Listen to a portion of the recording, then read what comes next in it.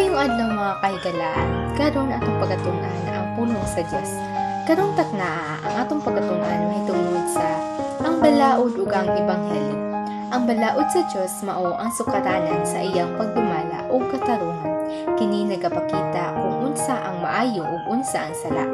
Giingon sa Roma 7:12, busa ang balaod balaan ug ang sugo balaan, matarong ug maayo. Ang balaod nagpadayag sa kabubuton sa Dios ug nagtudlo kanato sa husto nga dalan sa kinabuhi. Apan tungod kay ang tawo nakasala dili pinaagi sa balaod, siya maluwas. Ang ebanghelyo mao ang maayong balita sa kaluwasan.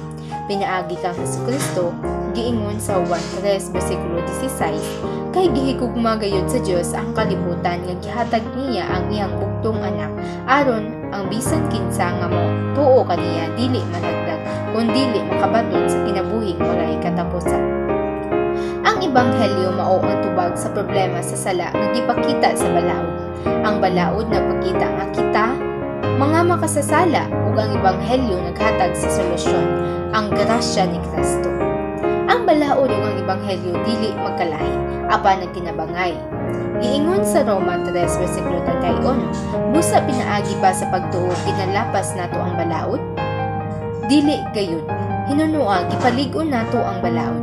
Ang balaod nagpadayag sa sala ug ang ebanghelyo naghatag ug gahom aron makabaton kita og kalinaw ug kabaguhan pinaagi sa Espiritu Santo. Ang pagtuo kang Kristo nagdala kanato sa tinuod nga pagtuman sa balaod. Mga igsoon ang tinuod nga Kristohanon, magpasalamat sa grasya sa Dios ug magkinabuhi nga masinugtanon sa iyang mga sugo. Ang kaluwasan dili pinaagi sa atong buhat, apan pinaagi sa grasya nga namugna sa pagkamatinuman. Giingon sa Juan 14:15, kung gihigugman niyo ako, bantayin ninyo ang akong mga sugo. Busa atong tawaton ang ebanghelyo ni Kristo ug tuguti nga ang iyang balaod isulat sa atong mga kasing-kasing aron magpuyo kita nga matarong ug andam sa iyang pagbalik. Ug mao na kato ang atong pagatunan karong tagnaa, busa sa dili pa kita magtapos magampo na kita. Aman na mo na kaskarasin sa malangit talagang mga sa ulit katapusan Ginoong pasilo kami diin man kami nakasala support man sa pulang usapan. Salamat Ginoo tungod kay imong pamilya tagad panahon nga usab kami makatuon sa mga pulong Ginoo nga kaubanan. Nawat Ginoo ang katong pulong nga among natun-an nga matusok sa mga kasing-kasing. Ug makini-makinibuyan samtang kami nagpabot sa mga pagbalik.